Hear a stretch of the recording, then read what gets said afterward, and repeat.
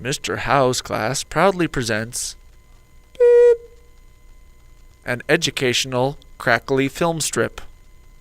Beep. For your learning pleasure. Today, class, I am out of the classroom. I am on tour to the elementary schools with the musical, so I will not be with you. Today we're doing what's called the anatomy of the score. Substitute teacher should have handed out a sheet for you to fill out and to follow along with. If you don't have that, please raise your hand now.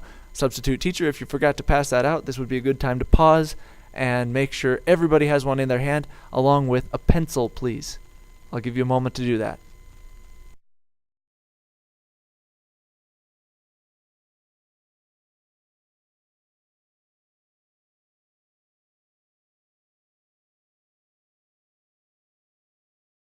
So today, I'm doing my subplans on video.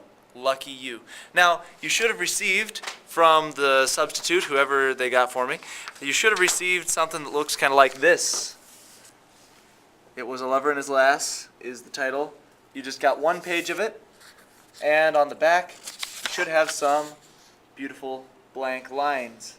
Okay? We're going to use all this today to review something that I like to call the anatomy of a score.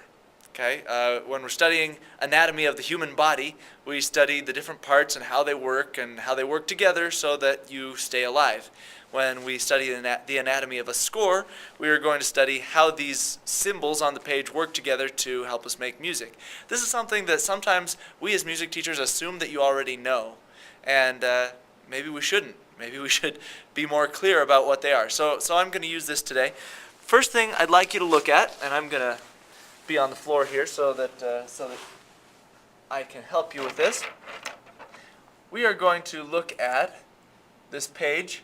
It says, "It was a lover and his lass." You might notice at the bottom this beautiful area here. It is called the copyright notice, and it's kind of blurry on this camera, but it says that this composition is protected by copyright law. To photocopy or reproduce by any method is an infringement of the copyright law. Anyone who reproduces copyrighted matter is subject to substantial penalties and assessments for each infringement. Got that? Okay, so why did I copy it? It's called the Doctrine of Fair Use, something that you need to know about. We're not performing the song. We're actually not even going to sing the song from the page that we copied today. We are using it as a learning example just to get the anatomy of the score down, so I don't feel bad about reproducing it for that. And it's not illegal for me to do that.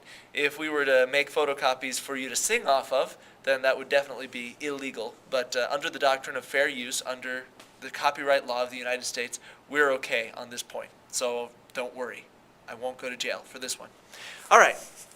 So first thing I like to look at when I'm looking at a new score that I've just received for the first time is the title.